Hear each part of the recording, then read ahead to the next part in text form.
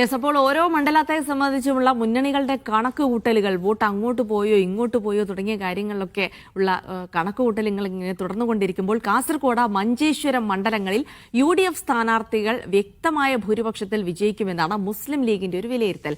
Kasaragod LDF സ്വതന്ത്ര സ്ഥാനാർത്ഥിക്ക് മണ്ഡലത്തിൽ ചലനമുണ്ടാക്കാനായില്ല. AK അഷ്റഫിന് മഞ്ചേശ്വരത്ത് മികച്ച ഭൂരിപക്ഷം ലഭിക്കുമെന്നുമാണ് കണക്കുകൂട്ടൽ. ഷഫീഖ് നസ്രുള്ള വിവരങ്ങൾ നൽകും.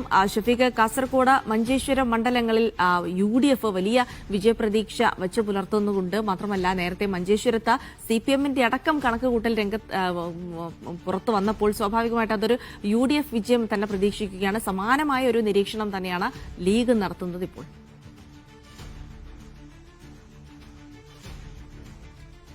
തീർച്ചയായും കാലങ്ങളായി UDF-നോടൊപ്പം നിൽക്കുന്ന മണ്ഡലങ്ങളാണ് കാസർഗോഡും മഞ്ചേശ്വരത്തും. ഇത്തവണയും കാസർഗോഡും മഞ്ചേശ്വരത്തും UDF-ന് വ്യക്തമായ ഭൂരിപക്ഷത്തിൽ വിജയിക്കാനാവും എന്നതാണ് അവരുടെ തെരഞ്ഞെടുപ്പ് വിശകലനം. മഞ്ചേശ്വരത്ത് കഴിഞ്ഞ കാസർഗോഡും മഞ്ചേശ്വരത്തും മുസ്ലിം ലീഗിന്റെ സ്ഥാനാർത്ഥികൾ മത്സരിക്കുന്ന, UDF-ന് വേണ്ടിയിട്ട് മുസ്ലിം ലീഗിന്റെ സ്ഥാനാർത്ഥികൾ മത്സരിക്കുന്ന കാസർഗോഡും മഞ്ചേശ്വരത്തും കഴിഞ്ഞ ദിവസം CPM-ന്റെ ചില വിലയിരുത്തലുകൾ, തെരഞ്ഞെടുപ്പ് അവലോകനങ്ങൾ പുറത്തു വന്നിരുന്നു. അതിൽ മഞ്ചേശ്വരത്ത് AK അഷ്റഫ് വിജയിക്കുമെന്ന് തന്നെയാണ് പറഞ്ഞത്. അതേപോലെ കാസർഗോഡ് മണ്ഡലത്തിൽ മുസ്ലിം ലീഗ് സ്ഥാനാർത്ഥി കലക്ടർ നാജി പരാജയപ്പെടുകയും അതിനു പകരം അവിടെ BJP-യുടെ സ്ഥാനാർത്ഥി വിജയിച്ച് കയറും എന്നുള്ളത് വിലയിരുത്തിയത് CPM ആണ്. അവര് എന്തിനു വേണ്ടിയാണോ പണിയെടുത്തത്, ആ പണിയെടുത്തതിൻ്റെ അടിസ്ഥാനത്തിലുള്ള വിലയിരുത്തലായിരുന്നു അത് എന്നുള്ളത്. കാരണം കാസർഗോഡ് ഷാനവാസ് പാദൂര് എന്ന് പറയുന്ന ഒരാളെ സ്ഥാനാർത്ഥിയാക്കുന്നു. ഷാനവാസ് പാദൂര് ആരായിരുന്നു, എന്തായിരുന്നു എന്നൊക്കെയുള്ളത് നിങ്ങൾ ആലോചിക്കേണ്ട കാര്യമാണ്. കോൺഗ്രസ് നേതാവായിരുന്ന ഷാനവാസ് പാദൂര് കോൺഗ്രസ് വിട്ട് ഇവിടെ കാസർഗോഡ് CPM സ്വതന്ത്രനായി മത്സരിക്കുന്നു, LDF പിന്തുണക്കുന്ന സ്വതന്ത്രനാവുന്നു. അങ്ങനെ ഷാനവാസ് പാദൂരിനെ അവിടെ നിർത്തിയതും ഷാനവാസ് പാദൂരിന്റെ ബ്രദറിലോ അളിയൻ എന്ന് പറയുന്ന വ്യക്തി ഈ BJP നേതൃത്വവും ഉണ്ടാക്കിയ ഡീലും ചില സാമ്പത്തിക ഇടപാടുകളും ഒക്കെ CPM-ന് അറിയാവുന്നതുമാണ്. അപ്പോൾ അതിൻ്റെ അടിസ്ഥാനത്തിൽ ഷാനവാസ് പാദൂർ 50,000-ലധികം വോട്ട് പിടിക്കും. അങ്ങനെ UDF സ്ഥാനാർത്ഥി മുസ്ലിം ലീഗിന്റെ കലക്ടർ നാജി പരാജയപ്പെടും, BJP വിജയിക്കും എന്നുള്ളതായിരുന്നു CPM-ന്റെ വിലയിരുത്തൽ. CPM അതിനു വേണ്ടിയാണ്, BJP സ്ഥാനാർത്ഥിയെ വിജയിപ്പിക്കാൻ വേണ്ടിയാണ്. ഷാനവാസ് പാദൂർ മത്സരിച്ചാൽ അവിടെ വിജയിക്കില്ല എന്നുള്ളത് ഉറപ്പാ. പിന്നെ എന്തിനാണ് സ്ഥാനാർത്ഥിയെ നിർത്തിയതും പണിയെടുത്തത് BJP-യെ വിജയിപ്പിക്കാൻ വേണ്ടിയിട്ടായിരുന്നു ഷാനവാസ് പാദൂരിനെ നിർത്തിയത്. അപ്പോൾ ഈ പറയുന്ന CPM-ന്റെ വിലയിരുത്തൽ അങ്ങനെയാ. പക്ഷേ മുസ്ലിം ലീഗ് വളരെ കൃത്യമായിട്ട് ബൂത്ത് തലങ്ങളിൽ നിന്നുള്ള റിപ്പോർട്ടുകൾ അടക്കം എടുത്ത് പരിശോധിച്ചതിൻ്റെ കണക്കുകളുടെ അടിസ്ഥാനത്തിൽ ഇന്ന് നടത്തിയ വിലയിരുത്തലാണ് ഇപ്പോൾ നിങ്ങൾ കേട്ടത്. വളരെ കൃത്യമായിട്ട് കാസർഗോഡും മഞ്ചേശ്വരത്തും നല്ല മാർജിനിൽ, ഒരു കംഫർട്ടബിൾ മാർജിനിൽ തന്നെ ഈ പറയുന്ന UDF സ്ഥാനാർത്ഥികൾ, മുസ്ലിം ലീഗിന്റെ സ്ഥാനാർത്ഥികൾ വിജയിച്ചു കയറുമെന്നുള്ളതാ. ഇപ്പോൾ ഇത് ഈ പറയുന്ന മഞ്ചേശ്വരത്താണെങ്കിലും കാസർഗോഡാണെങ്കിലും അല്ല, കേരളത്തിൻ്റെ 140 മണ്ഡലങ്ങളിലാണെങ്കിലും CPM ഈ തെരഞ്ഞെടുപ്പിനെ നേരിട്ടത് എങ്ങനെയാണെന്ന് വെച്ചാൽ, ഒരു കയ്യിൽ RSS-ഉം മറു കയ്യിൽ SDPI-യും കൊണ്ടുവച്ചുകൊണ്ടാണ് ഇവർ ഈ തെരഞ്ഞെടുപ്പിനെ നേരിട്ടത്. അതിൽ ഇവരുടെ ലക്ഷ്യം എന്ന് പറയുന്നത് BJP വിജയിച്ചാലും കുഴപ്പമില്ല, UDF-ന്റെ സീറ്റുകളുടെ എണ്ണം കുറക്കണം എന്നുള്ളത് മാത്രമായിരുന്നു. UDF-ന്റെ സീറ്റുകളുടെ എണ്ണം കുറക്കണം. കാരണം പിണറായി വിജയനെ സംബന്ധിച്ചിടത്തോളം അധികാര കസേരക്ക് തടസ്സമായി നിൽക്കുന്നത് UDF മാത്രമാണ്. അവിടെ UDF-ന്റെ സീറ്റുകളുടെ എണ്ണം കുറക്കാനായാൽ അത്രയും ആശ്വാസം എന്നുള്ളതായിരുന്നു കണക്കുകൂട്ടൽ. അതിൻ്റെ അടിസ്ഥാനത്തിലാണ് ഇപ്പൊ SDPI-യുടെ ഒരു പ്രവർത്തനം നിങ്ങൾ നോക്കിയ കഴിഞ്ഞ ദിവസങ്ങളിൽ വളരെ കൃത്യമായിട്ട് അവർ തദ്ദേശ തെരഞ്ഞെടുപ്പിൽ അവരുണ്ടാക്കിയ മുന്നേറ്റത്തിൻ്റെ അടിസ്ഥാനത്തിലാണ് അവർ ഈ പറയുന്ന സ്ഥാനാർത്ഥികളെ നിർണയിച്ചത് എന്ന് പറയുമ്പോഴും തദ്ദേശ തെരഞ്ഞെടുപ്പിൽ ഏറ്റവും അധികം SDPI മുന്നേറ്റം ഉണ്ടാക്കിയ ഇടങ്ങളിൽ അവർ ഒരു രീതിയിലും എവിടെയും സ്ഥാനാർത്ഥികളെ നിർത്തിയിട്ടില്ല എന്നുള്ളതാണ്. ഏറ്റവും അധികം കേരളത്തിൽ SDPI ഏറ്റവും വലിയ ചലനമുണ്ടാക്കിയ ഒരു സ്ഥലമാണ് ആലപ്പുഴ ജില്ലയിലെ അമ്പലപ്പുഴ എന്ന് പറയുന്ന മണ്ഡലത്തിലുള്ളത്. എന്ന് പറഞ്ഞാൽ G. സുധാകരൻ UDF സ്ഥാനാർത്ഥിയായി മത്സരിച്ച ആ അമ്പലപ്പുഴ, അവിടെ SDPIക്ക് സ്ഥാനാർത്ഥിയില്ല. അവിടെ SDPIയുടെ പിന്തുണ ആർക്കാ? CPM-ന്റെ H സലാമിനാണ്. അവിടെ SDPIക്ക് സ്ഥാനാർത്ഥിയില്ല. വേങ്ങര, മലപ്പുറം ജില്ലയിലെ വേങ്ങരയിൽ SDPIക്ക് സ്ഥാനാർത്ഥിയില്ല. അങ്ങനെ ഇവര് സ്വാധീനമുണ്ടാക്കി എന്ന് പറയുന്ന ഇടങ്ങളിലൊന്നും അവർക്ക് സ്ഥാനാർത്ഥികളില്ല. മറിച്ച് UDF-ന് സ്വാധീനമുള്ള ഇടത്ത് അവിടെ BJP-യെയോ അല്ലെങ്കിൽ CPM-നെ പരോക്ഷമായിട്ടോ സഹായിക്കാൻ വേണ്ടി സ്ഥാനാർത്ഥികളെ നിർത്തി, അല്ലെങ്കിൽ ഇവരുടെ പിന്തുണ CPM-ന് നൽകി ഒക്കെയാണ് ഇവരുടെ മത്സരം എന്ന് പറയുന്നത്. എന്ന് വെച്ചാൽ ലീഗിൻ്റെ സ്ഥാനാർത്ഥി അല്ലെ കോൺഗ്രസിൻ്റെ സ്ഥാനാർത്ഥി UDF-ന്റെ സ്ഥാനാർത്ഥിയെ പരാജയപ്പെടുത്തണം. അതുവഴി BJP വിജയിച്ച് കയറിയാലും കുഴപ്പമില്ല, അതാണ് ലക്ഷ്യം. എന്നാൽ അതുകൊണ്ട് എന്താണ് അതിൻ്റെ ആഫ്റ്റർ എഫക്റ്റ് എന്താ? BJP വിജയിച്ചാലും അതിൻ്റെ സഹായം, അത് സഹായകരമാകുന്നത് ആർക്കാ? CPM-നാണ്, LDF-നാണ്, പിണറായി വിജയനാണ്. കാരണം പിണറായി വിജയനെ സംബന്ധിച്ചിടത്തോളം അധികാരത്തിന് മുന്നിൽ തടസ്സം എന്ന് പറയുന്നത് UDF മാത്രമാണ്.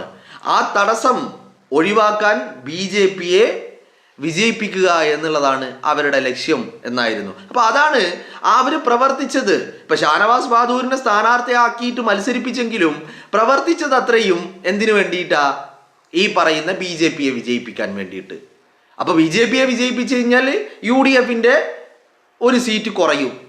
അപ്പോൾ UDF-ന്റെ ആ പറയുന്ന അംഗങ്ങളുടെ പ്രാതിനിധ്യം അത് കുറക്കുക എന്നുള്ളത് മാത്രമായിരുന്നു കേരളത്തിൽ ഉടനീളം CPM, RSS-ഉം SDPI-യുമായി നടത്തിയ ഡീലുകൾക്കുള്ള മുഖ്യ കാരണമെന്ന് പറയുന്നത്. അപ്പോൾ അതുവഴി എന്താക്കാം? അതുവഴി ഈ പറയുന്ന UDF കേന്ദ്രങ്ങളിൽ അവരുടെ വോട്ടുകൾ സ്പ്ലിറ്റ് ചെയ്ത്, ഇത് പാലക്കാട്ടും ഇത് തന്നെയാണ് സംഭവിച്ചത്. ഇപ്പം കാസർഗോഡ് ഷാനവാസ് ബാദൂരിനെ സ്ഥാനാർത്ഥിയാക്കിയതുപോലെ തന്നെ പാലക്കാട്ടും NMR റസാഖിനെ സ്ഥാനാർത്ഥിയാക്കിയിട്ടും അതിലൂടെ നടത്തിയതും ഇതേ തന്ത്രം, ഇതേ ഐഡിയ, ഇതേ കുതന്ത്രം തന്നെയായിരുന്നു. പക്ഷേ ഇതൊന്നും കേരളത്തിൽ വില പോയില്ല എന്നുള്ളത് ഇപ്പോൾ CPM തിരിച്ചറിയുന്നുണ്ട്. അത് പാലക്കാടാണെങ്കിലും മഞ്ചേശ്വരത്താണെങ്കിലും അത് കാസർഗോഡാണെങ്കിലും ഒക്കെ എല്ലായിടങ്ങളിലും. പിന്നെ ഡീലുണ്ടാക്കിയത് കൊണ്ട് പരസ്യമായിട്ട് അവിടെ UDF വിജയിക്കും എന്ന് പറയാൻ കഴിയില്ല സ്വാഭാവികമായിട്ടും. അപ്പോൾ ഡീലിൻ്റെ ഭാഗമായിട്ട് ഉണ്ടാക്കിയ ഈ ഒരു കാര്യങ്ങൾ, ഡീലും അവിടെ നിലനിൽക്കുന്നത് കൊണ്ടും തൽക്കാലം ഒരാശ്വാസത്തിന് ഞങ്ങൾ നടത്തിയ പ്രവർത്തനങ്ങൾ ഇങ്ങനെയാണ്, അതിൻ്റെ അടിസ്ഥാനത്തിലാണ് ഞങ്ങൾ ഇതൊക്കെ വിളിച്ചു പറഞ്ഞത് എന്ന് മെയ് 4-ന് റിസൾട്ട് വന്നു കഴിയുമ്പോൾ പറയാൻ വേണ്ടിയിട്ട് ഉള്ള ഒരു അഡ്വാൻസ് ആയിട്ട് ഒരു പ്രിക്വേഷൻ എടുത്ത് ഒരു ന്യായം നിരത്തുകയാണ് എന്നുള്ളത് മാത്രമാണ് കാണാൻ സാധിക്കുന്നത്. വളരെ കൃത്യമായിട്ട് ലീഗ് മഞ്ചേശ്വരത്താണെങ്കിലും കാസർഗോഡാണെങ്കിലും ഇനി അതല്ല എവിടെയൊക്കെ മത്സരിച്ചോ ആ ഇടങ്ങളിലും അല്ല UDF-ന് വേണ്ടിയിട്ടും ലീഗ് ടീം UDF-ൽ ഒരു പാർട്ടിയായിട്ട് വളരെ കൃത്യമായിട്ട് എണ്ണയിട്ട യന്ത്രം പോലെ പ്രവർത്തിച്ചിട്ടുണ്ട് എന്നുള്ള കാര്യത്തിൽ ആർക്കും ഒരു തർക്കങ്ങളൊന്നും വേണ്ട. വളരെ കൃത്യമായിട്ട് ഈ തെരഞ്ഞെടുപ്പിലും കഴിഞ്ഞ തദ്ദേശ തെരഞ്ഞെടുപ്പിൽ കണ്ടതുപോലെ തന്നെ കേരളത്തിൽ എല്ലാ പാർട്ടികളിലും സ്ട്രൈക്ക് റേറ്റിൽ ഒന്നാം സ്ഥാനത്ത്, വളരെ മികച്ച സ്ട്രൈക്ക് റേറ്റിൽ UDF ഉണ്ടാകും എന്നുള്ള ലീഗ് ഉണ്ടാകും എന്നുള്ളത് തന്നെയാണ്. അത് UDF-ലാണെങ്കിലും ശരി, LDF-ലാണെങ്കിലും ശരി, NDA-ലാണെങ്കിലും ശരി, ഏത് പാർട്ടി എടുത്ത് നോക്കിക്കഴിഞ്ഞാലും സ്ട്രൈക്ക് റേറ്റിൽ ഒന്നാം സ്ഥാനത്ത് അവിടെ ലീഗ് ഉണ്ടാകും എന്നുള്ള കാര്യത്തിൽ തർക്കമില്ല. കാരണം ലീഗ് അത്രമാത്രം പണിയെടുത്തിട്ടുണ്ട് ഈ തെരഞ്ഞെടുപ്പിന് വേണ്ടിയിട്ട് എന്നുള്ളത് മാത്രമാണ്. അപ്പോൾ ലീഗിൻ്റെ സ്ഥാനാർത്ഥിയെ പരാജയപ്പെടുത്തുക, അതിന് ആരൊക്കെയാ നിൽക്കുന്നത്? ഒരു ഭാഗത്ത് RSS, CPM, SDPI, PDP എന്ന് വേണ്ട എല്ലാവരും, എല്ലാ മഴ കുഞ്ഞാഞ്ചന്മാരും അഴകുഴഞ്ചൻ മുന്നണിയായിട്ട് LDF മാറി എന്നുള്ളതാ. പിണറായി വിജയനെ സംബന്ധിച്ചിടത്തോളം ഇതൊന്നും ഒരു വിഷയമല്ല. വിജയൻ എന്താ വേണ്ടത്? അധികാരം വേണം.